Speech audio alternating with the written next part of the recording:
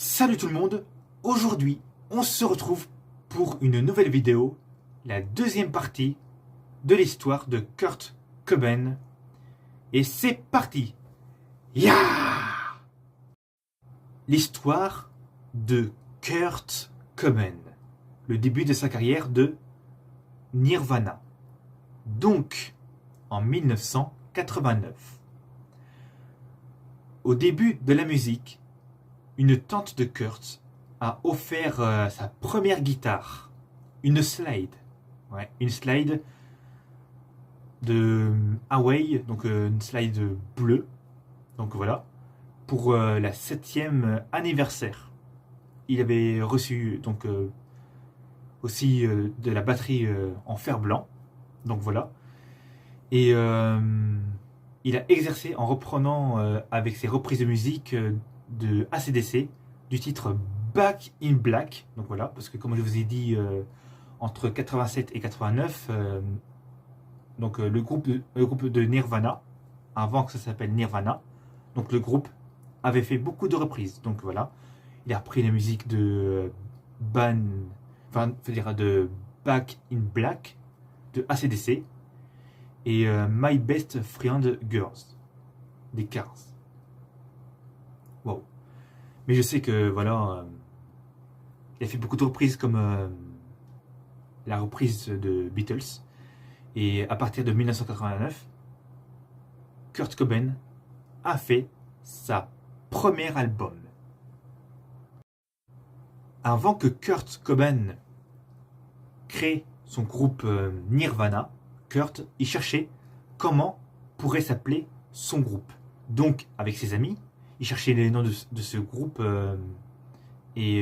pendant ce temps-là, dès que ses amis trouvaient des noms de groupe, genre comme disait Kurt, ouais, vous trouvez toujours des pseudos de groupes genre assez violents, qui fait genre agressif, méchant et punk hyper méchant, comme le groupe des méchants. Donc lui, il disait tiens, le groupe, je vais appeler Nirvana sur un hommage, ce que veut dire Nirvana. Et du coup, alors le groupe du nom Nirvana fait référence à la religion bouddhiste et il atteint aussi la sérénité suprême, donc pour les désirs de l'humain. Et voilà pourquoi que ce groupe s'appelle Nirvana. La première album du groupe de Nirvana sort le 15 juin 1989. Donc, la première album, donc, qui n'est pas le plus vendu, ni populaire, donc il est presque populaire. Donc, la première album de Nirvana s'appelle Blanche. Donc, voilà. Donc, la première album est sortie aux États-Unis, donc sur le label de Sub Pop, en cassette, en vinyle aussi, de 12 à 30 cm. Et les titres de l'album de Nirvana, Blanche, parlent des choses qui s'est passé en histoire de Kurt Cobain. Parce que le titre School, ça parlait des rencontres au lycée quand eux faisaient des apprentissages et quand aussi ils avaient des petits problèmes. Et le titre Hey Boot at Girl, c'est quand Nirvana avait rencontré sa première copine avant la seconde copine qui a vécu avec pendant des années. Donc la première copine, voilà, que lui avait rencontrée. Et c'est pour ça qu'il a fait le titre A Boot a Girl. Et ce bruit, c'est digestion. Donc voilà. Et j'ai écouté sa première album. C'est genre nice. Nice. Je sais faire comme l'autre. Donc voilà. Et c'est sorti aussi en CD en Royaume-Uni. Wow. Et c'est là, comme je vous le disais, il est devenu presque connu, Nirvana. Presque connu. En 1991, la seconde album de Nirvana sort. La seconde album de Nirvana s'appelle Nevermind. Donc l'album c'est l'album la plus vendue, la plus populaire du groupe Nirvana. Et c'est comme ça que Nirvana, Kurt Cobain devient le plus connu du monde entier. Et il a même battu Michael Jackson quand Michael Jackson a sorti l'album Dangerous. Ouais. En plus que Michael, c'est le roi de la pop. Donc l'album est sorti. Donc l'album Nevermind est sorti le 24 septembre 1991.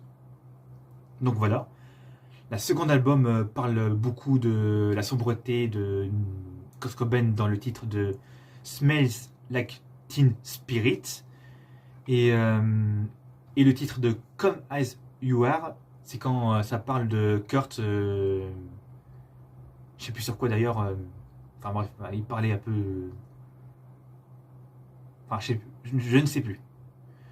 Donc, au moment où le jour qu'ils avaient réalisé le clip de Smells Like Teen Spirit, donc je sais que le titre, ça a un lien avec le nom du produit, je crois, Teen Spirit, mais en fait, ça parlait de la sombreté de Kurt quand il se mettait dans sa chambre dans le noir, dans le placard. Mais ça parle à peu près plusieurs choses de lui, de son histoire, donc le titre de Smell Like Teen Spirit. Et Kurt, quand il avait vu son clip tourner, bah, avec sa voix enregistrée, il disait ah, ça me plaît pas. Alors pourquoi? Parce que au début, ses amis disaient tiens, Kurt, nous avons enregistré ta voix en doublage, donc voilà. Et lui disait ah non, ça ne me plaît pas du tout. Et après, ils ont dit Kurt, t'es pas le seul à être redoublé de ta voix, parce que même les Beatles a fait pareil. Il dit ah d'accord, ah très bonne idée. Donc voilà, bah j'accepte ce montage et faisant sortir pour la seconde album sur le titre de Smells Like Teen Spirit de l'album Nevermind. Donc voilà l'histoire de la seconde album de Nirvana et pourquoi il y a un bébé dans la photo. C'est parce qu'en fait ça s'explique le cycle de la vie et ensuite l'enfant de Nirvana. Et voilà. En parlant du bébé de Nirvana, donc le bébé s'appelle Frances Bean Cobain. Et aujourd'hui, elle a 32 ans, née à Los Angeles, en Californie, des États-Unis. Et voilà. Le groupe de Nirvana a fait plusieurs concerts dans le monde entier, donc aux États-Unis et dans l'Europe, donc en Allemagne, vers la Belgique, et voilà. Mais il s'est passé des drôles de choses pendant leur concert. Voilà, ils étaient genre pas très commodes parce qu'ils avaient beaucoup fumé quelque chose. Et pendant qu'ils étaient en concert, donc avec Kurt, ils avaient cassé beaucoup d'instruments, ce qu'on a vu dans la vidéo. Ouais. C'est comme Kurt, il prenait sa guitare. Il prend sa guitare comme ça, il fait comme ça. Paf! Il a bousillé. Je me demande pourquoi encore aujourd'hui, pourquoi que Kurt a bousillé sa guitare et pourquoi le groupe a cassé des instruments de musique devant le public. Et il y avait aussi un autre live que Nirvana, il disait devant le public pour sa femme, il disait devant le public pour que le public dise I love Courtney. En plus, ça s'appelle Courtney Love. Courtney Love. C'est la deuxième femme que Kurt avait rencontrée pendant la première album Blanche. Et voilà. Donc voilà, dans la vie de Kurt, lui, il était pas bien, il était en dépression et il n'arrêtait pas de fumer quelque chose, ce qui faisait en gros que Kurt et sa copine, ils allaient trop loin en gros. Alors qu'ils avaient un bébé. Et c'est pour ça qu'ils ont dit le bébé en dehors des parents. Ouais. Sombre vie de Kurt. Et voilà, donc sa vie continue. Tout est assombri. Il devient parano. Il regarde toujours la même vidéo parce que voilà, il est parano. Et c'est ça que on se dit que Kurt avait pas de chance. Puis voilà. La troisième album du groupe de Nirvana. Donc, l'album s'appelle In Utero. Troisième album et bien la dernière album de Kurt Cobain et son groupe. Donc, c'est avant sa mort. Donc voilà. Donc, l'album In Utero est sorti le 13 septembre 1993 au Royaume-Uni, puis le 21 septembre 1993 aux États-Unis. Donc, publié par DGC Records. Donc, le troisième album de Nirvana était un adieu de Kurt. Donc voilà, lui il chantait dans cet album-là. Donc, c'est Kurt a dit, tiens, troisième album, dernière, c'est genre un adieu. Plus avec le clip que lui avait réalisé en animation de montage. Donc voilà, ça montrait ce que lui, à l'époque, ce qu'il faisait en peinture, donc en dessin. Donc voilà, et en fait, il voulait que la troisième album, ce soit genre l'album le plus nul pour faire 0 sur 20.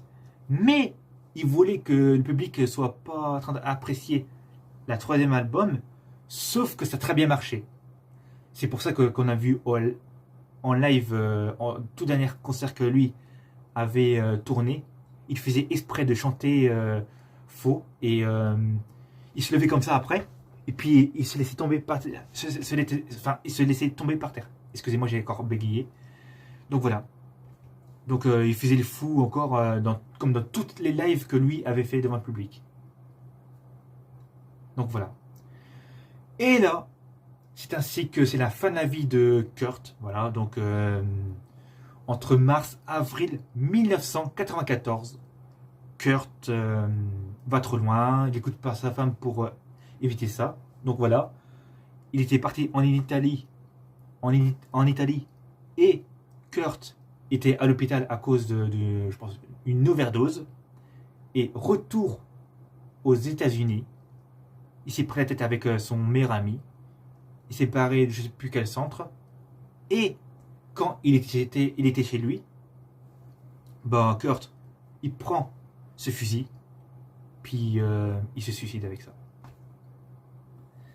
Et après, voilà, quand il avait écrit une lettre triste pour sa femme et les autres, c'était très touchant.